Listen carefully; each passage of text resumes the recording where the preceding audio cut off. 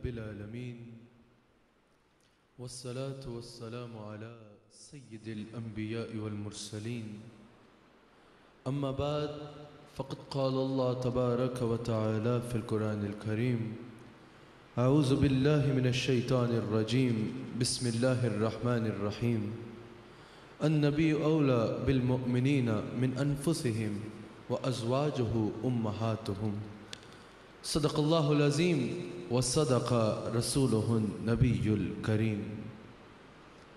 سچا ہے ہمارا مالک اور سچا ہے ہمارا خالق کہ سوا اس واحد و یکتا کے کوئی عبادت کے لائق نہیں، اور سچے ہیں اس کے پیارے حبیب صلی اللہ علیہ وآلہ وسلم کہ جن کے صدقے جب جس کو جو ملا سو ملا، جس کو جو مل رہا ہے حضور علیہ السلام کا صدقہ مل رہا ہے، اور قیامت تک یا قیامت کے بعد بھی جس کو جو ملے گا حضور علیہ السلام کا صدقہ ملے گا۔ الحمدللہ ناظرین اکرام، آج 10 رمضان المبارک ہے اور ام المؤمنین حضرت خدیجہ الکبریٰ سلام علیہا کا یوم وصال ہے۔ حضرت خدیجہ الکبریٰ سلام علیہا کی شان، آپ کے فضائل اور آپ کی یاد میں ARYQ TV یہ پروگرام پیش کر رہا ہے۔ الحمدللہ اس بزم محبت کی صدارت میرے شیخ کامل فرما رہے ہیں۔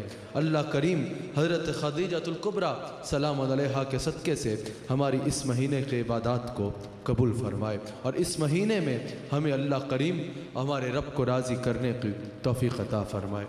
ناظرین اکرام، قرآن کریم میں اللہ کریم ارشاد فرماتا ہے النبی اولا بالمؤمنین من انفسہم، نبی علیہ السلام مومنین سے ان کی جانوں سے بھی زیادہ قریب ہیں، ان کی جانوں سے بھی زیادہ قریب ہیں۔ اور اولا کا ایک معنی حقدار بھی ہے کہ نبی علیہ السلام مومنین سے ان کی جانوں پہ سب سے زیادہ حقدار ہیں، یعنی مومنین کی جانوں پر سب سے زیادہ، خود سے بھی زیادہ حقدار حضور علیہ السلام ہیں، حضور علیہ السلام ہیں۔ اور پھر رب کریم فرماتا ہے وَأَزْوَاجُهُ أُمَّهَاتُهُمْ کہ میرے نبی علیہ السلام کی ازواج، میرے نبی علیہ السلام کی بیویاں جو ہیں یہ مومنین کی ماں ہیں، یہ مومنین کی ماں ہیں، یہ امہات المؤمنین ہیں۔ اللہ کریم قرآن کریم میں سورہ احزاب کی آیت نمبر 32 میں ارشاد فرماتا ہے، آیت نمبر 32 میں ارشاد فرماتا ہے کہ اے میرے نبی علیہ السلام کی بیویوں، اے میرے حبیب علیہ السلام کی ازواج، تم عام عورتوں کی طرح نہیں ہو، تم عام عورتوں کی طرح نہیں ہو۔ ناظرین ذرا اس آیت پہ توجہ کیجئے، اللہ کریم نے فرمایا کہ اے میرے حبیب علیہ السلام کی بیویوں، تم عام عورتوں کی طرح نہیں ہو۔ آج کچھ لوگ ایسے ہیں جو کہتے ہیں کہ معاذ اللہ نبی علیہ السلام ایک عام انسان کی طرح تھے، ہماری طرح کے ایک عام انسان تھے۔ نبی علیہ السلام تو نبی علیہ السلام ہے۔ سورہ احزاب کی آیت نمبر 32 دیکھیے، رب کریم فرما رہا ہے میرے حبیب کی بیویوں تم عام عورتوں کی طرح نہیں ہو۔ ناظرین و حاضرین، یہ وہی عورتیں تھیں جو پہلے بالکل عام عورتوں کی طرح تھی، بالکل ایک عام عورت تھی۔ جیسے ہی میرے آقا کے عقد میں آئی، جیسے ہی میرے آقا کے حرم کی زینت بنی، رب کریم نے قرآن کی آیت نازل فرما دی، اے میرے نبی علیہ السلام کی بیویوں تم عام عورتوں کی طرح نہیں ہو، تم عام عورتوں کی طرح نہیں ہو۔ اور آج امہات المومنین میں حضور کی سب سے پہلی زوجہ حضرت خدیجہ الکبریٰ سلام علیہا کا یوم وصال ہے۔ حضرت خدیجہ الکبریٰ سلام علیہا کی ولادت عام الفیل سے 15 سال قبل ہوئی۔ آپ کا نام خدیجہ ہے، آپ کا نام خدیجہ ہے، اور آپ کے والد کا نام خویلد بن اسد ہے۔ خویلد بن اسد آپ کے والد کا نام ہے۔ آپ کا لقب کبریٰ ہے، اور زمانہ جاہلیت میں بھی آپ کو طاہرہ کے لقب سے مخاطب کیا جاتا تھا۔ طاہرہ یعنی پاک عورت کے لقب سے یاد کیا جاتا تھا۔ آپ کی کنیت ام القاسم ہے، جیسے حضور علیہ السلام کی کنیت ابو القاسم ہے، حضرت خدیجہ کی کنیت ام القاسم ہے۔ آپ کا سلسلہ نسب والد کی طرف سے 4 پشتیں پیچھے جا کے حضور علیہ السلام کے اجداد سے مل جاتا ہے، اور والدہ کی طرف سے آپ کا سلسلہ نسب 8 پشتیں پیچھے جا کر حضور علیہ السلام کے اجداد سے مل جاتا ہے۔ حضرت خدیجہ کے والد ایک کامیاب تاجر اور باعظمت شخصیت تھے۔ خوشحالی اور دیانتداری کے باعث آپ نہایت ہی محترم اور ہر دل عزیز تھے۔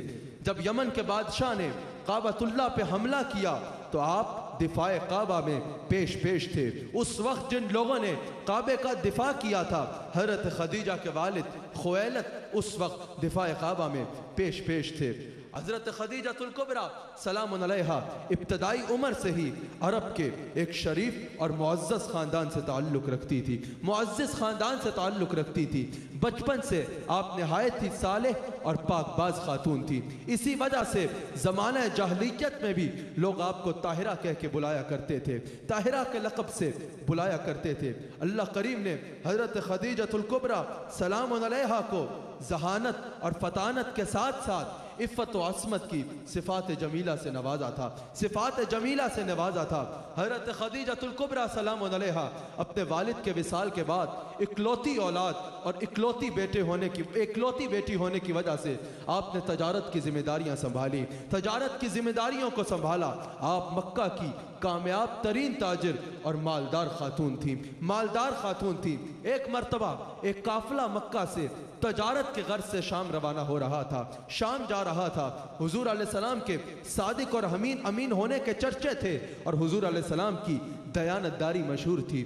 حضرت خدیجہ نے حضور علیہ السلام کی بارگاہ میں عرض کی کہ اگر میرا مال تجارت کی خاطر آپ شام لے کے جائیں گے تو میرے لیے بہت سعادت کی بات ہوگی۔ حضور علیہ السلام نے ان کی عرض کو قبول فرمایا۔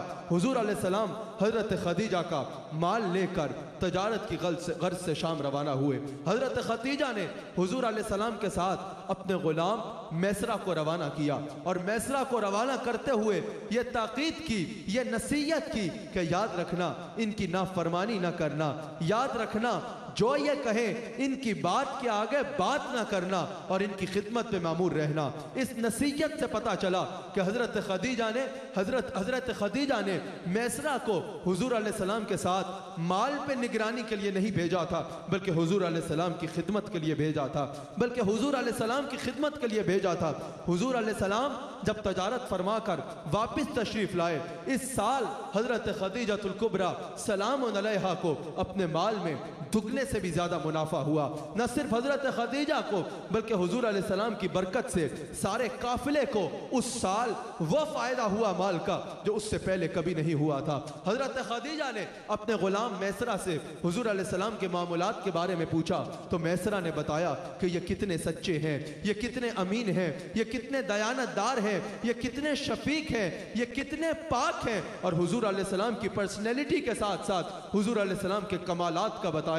حضور علیہ السلام کے بارے میں بتایا کہ یہ جس رستے سے گزر جائیں وہ رستے خوشبو سے مہک جایا کرتے ہیں، یہ دن کے وقت چلیں تو بادل ان پہ سایہ کرتا ہے، یہ ایسے ہیں، یہ جہاں جاتے ہیں یہ چھا جاتے ہیں۔ حضور علیہ السلام کی پرسنالٹی، سیرت اور حضور علیہ السلام کے کمالات کے بارے میں جب میسرہ نے حضرت خدیجہ کو آگاہ کیا، حضرت خدیجہ کے دل میں حضور علیہ السلام کی محبت نے جنم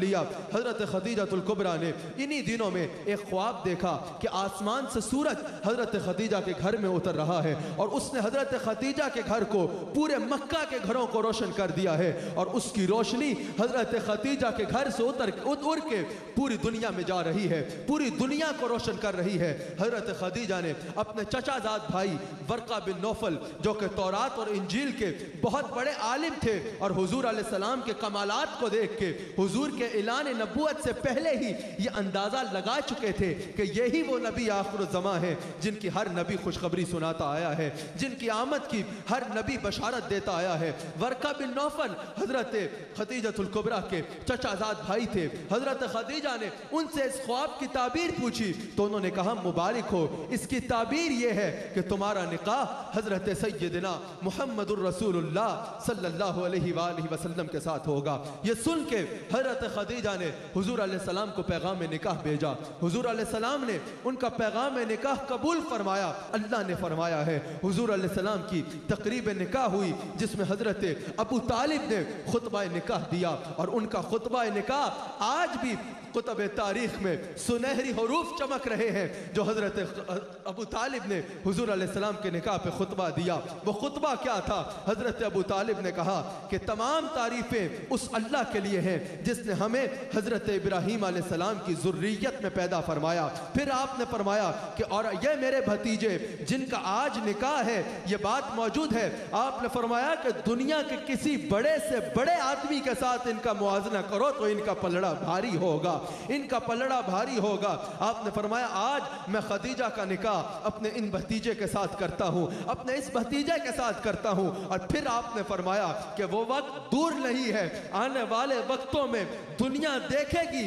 کہ ان کی شانوں میں کیسا اضافہ ہوتا ہے، اللہ ان کو کیسی قدر و منزلت عطا فرماتا ہے۔ حضرت ابو طالب نے کہا وہ وقت دور نہیں ہے کہ دنیا جہان میں ان کے ڈنکے بجیں گے، دنیا جہان میں ان کے ڈنکے بجیں گے۔ پھر حضرت ورقہ بن نوفل نے بھی خطبہ دیا، حضور کی تعریف کی اور یہ کہا کہ یہ ہمارے خاندان کے لیے بہت بڑے اعزاز کی بات ہے کہ ہماری نسبت آپ کے ساتھ قائم ہو رہی ہے، ہماری نسبت آپ کے ساتھ قائم ہو رہی ہے۔ حضور علیہ السلام کے عقد میں آتے ساتھ ہی حضرت خدیجہ نے اپنی زندگی کے سارے ایمز کو چھوڑ دیا اور ایک ایم بنا لیا، ایک منشور بنا لیا کہ میں نے حضور کی خدمت کرنی ہے اور حضور کو خوش رکھنا ہے۔ حضور کے قدموں پہ اپنا سب کچھ قربان کرنا شروع ہو گئی، اور بالخصوص اعلان نبوت کے فوراً بعد حضرت خدیجہ الکبریٰ نے اپنا سارا مال حضور کے قدموں پہ قربان کر دیا، اپنا سب کچھ حضور کے قدموں پہ قربان کر دیا۔ جیسا حضور کی حدیث موجود ہے، حضور فرماتے ہیں مجھے کسی کے مال نے مجھے اور اسلام کو اتنا فائدہ نہیں دیا جتنا خدیجہ کے مال نے دیا ہے، جتنا خدیجہ کے مال نے دیا ہے۔ حضرت خدیجہ کو حضور بہت عزت دیا کرتے، بہت احترام دیا کرتے۔ آج جس طرح جس کو ہم پروٹوکول کہتے ہیں، بہت پروٹوکول دیا کرتے، لیکن پھر بھی حضرت خدیجہ الکبریٰ سلام علیہا نے ساری زندگی حضور کی خادمہ بن کے گزاری، حضور کی خادمہ بن کے گزاری، اور ہر حوالے سے حضور کا خیال رکھا، ہر حوالے سے حضور کا خیال رکھا۔ حضرت خدیجہ الکبریٰ سلام علیہا کی موجودگی میں حضور نے دوسرا نکاح نہیں فرمایا۔ مسلم شریف میں موجود ہے کہ حضور علیہ السلام کے ساتھ نکاح کے بعد 25 سال حضرت خدیجہ زندہ رہی۔ حضور نے 25 سال کسی اور عورت سے نکاح نہ فرمایا، کسی اور عورت سے نکاح نہ فرمایا۔ حضور علیہ السلام کی اولاد بھی حضرت خدیجہ الکبریٰ سلام علیہا سے تھی۔ حضرت قاسم رضی اللہ تعالی عنہ، حضرت زینب رضی اللہ تعالی عنہ، حضرت عبداللہ رضی اللہ تعالی عنہ، حضرت رقیہ رضی اللہ تعالی عنہ، حضرت ام کلثوم رضی اللہ تعالی عنہ، اور حضرت سیدہ طیبہ حضرت سیدہ فاطمہ الزہرا سلام علیہا، یہ حضور علیہ السلام کی اولاد تھی حضرت خدیجہ الکبریٰ سلام علیہا سے۔ آپ کے فضائل سے کتب احادیث بھری پڑی ہیں۔ امام احمد بن حنبل آپ کی ایک بہت اہم فضیلت لائے ہیں، وہ کہتے ہیں زمانہ جاہلیت میں بھی حضرت خدیجہ الکبریٰ سلام علیہا بتوں سے بیزار تھی اور انہوں نے کبھی کسی بت کو سجدہ نہیں کیا۔ سیرت ابن حشام میں یہ بات موجود ہے کہ جب حضور علیہ السلام نے اعلان نبوت فرمایا، حضرت خدیجہ الکبریٰ سلام علیہا سب سے پہلے حضور پہ ایمان لائی، حضور علیہ السلام کی نبوت کی سب سے پہلے تصدیق کی، رسالت کی ذمہ داریوں کی انجام دہی میں حضرت خدیجہ الکبریٰ حضور کی ڈھارس بنی۔ اللہ کریم حضرت خدیجہ کے ذریعے سے حضور علیہ السلام کے بوجھ کو ہلکا کیا کرتا، بوجھ کو ہلکا کیا کرتا۔ جب وہ خالفین حضور علیہ السلام سے تلخ کلامی کرتے اور حضور علیہ السلام کی توہین کرتے، حضرت خدیجہ الکبریٰ سلام علیہا حضور کو حوصلہ دیا کرتی۔ جیسا حضور خود فرماتے ہیں کہ جب لوگ میری توہین کرتے تھے، حضرت خدیجہ میری زوجہ میرے بوجھ کو ہلکا کیا کرتی تھی، مجھے حوصلہ دیا کرتی تھی۔ اللہ کریم حضرت خدیجہ کے ذریعے سے حضور علیہ السلام کے بوجھ کو ہلکا کیا کرتا۔ اور جب اللہ کریم نے حضرت خدیجہ کی حضور علیہ السلام سے محبت دیکھی، حضور علیہ السلام کی خدمت دیکھی، تو اللہ کریم نے حضرت خدیجہ کو انعام کیا عطا فرمایا کہ جبریل امین ایک دفعہ حضور علیہ السلام کی بارگاہ میں حاضر ہوتے ہیں اور عرض کرتے ہیں کہ یا رسول اللہ، اللہ خدیجہ کو سلام کہہ رہا ہے اور میں بھی خدیجہ کی عظمت میں سلام کہتا ہوں، خدیجہ کی عظمت کو سلام کہتا ہوں، اور اللہ فرما رہا ہے کہ خدیجہ کو خوشخبری دیجئے کہ آپ کی خدمت کی وجہ سے اللہ کریم نے خدیجہ کے لیے جنت میں موتیوں کا محل تعمیر فرمایا ہے، جنت میں موتیوں کا محل تعمیر فرمایا ہے۔ جب سورہ علق کی پہلی 5 آیات نازل ہوئی، حضور علیہ السلام گھر تشریف لائے، حضور علیہ السلام نے فرمایا फरमाया ज़म्मिलूनी, मुझ पर चादर उड़ाई जाए। जब हुजूर अलैहिस्सलाम की तबीयत पर कुछ बोझ था, जब हुजूर अलैहिस्सलाम का बोझ हल्का हुआ, जब तबीयत कुछ संभली, हज़रत खदीजतुल कुबरा ने हुजूर अलैहिस्सलाम से सवाल किया कि या रसूल अल्लाह क्या हुआ? जब हुजूर अलैहिस्सलाम ने बताया कि यूँ मेरे पास एक फरिश्ता आया था, ये मामला हुआ, ये आयत आई, उसने मेरे रब का मुझे ये पैगाम दिया। हज़रत खदीजतुल कुबरा सलाम अलैहा ने एक लम्हे की देर किए बगैर इन अल्फाज में हुजूर की तस्दीक की। कहा या रसूल अल्लाह खुश हो जाएं, अल्लाह आपको कभी अकेला नहीं छोड़ेगा, आपको अल्लाह कभी अकेला नहीं छोड़ेगा। आप तो वो हैं जो सिला रहमी इख्तियार करने वाले हैं, जो सिला रहमी इख्तियार करने वाले हैं। या रसूल अल्लाह मैं गवाही देती हूँ कि आप सच्चे हैं, आप लोगों का बोझ उठाने वाले हैं, आप नादारों की खबरगिरी करने वाले हैं, आप ही वो हैं जो हक का साथ देने वाले और मदद करने वाले हैं। ये सबसे पहले अल्फाज थे जो हुजूर अलैहिस्सलाम की तस्दीक के थे और जो हज़रत खदीजतुल कुबरा की ज़ुबान से अदा हुए। अल्लाह करीम हज़रत खदीजतुल कुबरा सलाम अलैहा के सदक़े से हम सब पे अपना ख़ास करम फरमाए। अल्लाह करीम हम सब को हुजूर अलैहिस्सलाम का नमक हलाल रखे और वफ़ादार रखे। नाज़रीन इकराम, ये महीना तेज़ी के साथ गुजर रहा है, इन लम्हात की कदर कीजिए, इन लम्हात की कदर कीजिए। ये लम्हात अल्लाह को राज़ी करने के लम्हात हैं, ये लम्हात वो हैं कि जिनमें अल्लाह करीम अपनी रहमत के तमाम दरवाज़ों को खोला होता है। अल्लाह करीम हम सबको हुजूर अलैहिस्सलाम का वफ़ादार रखे।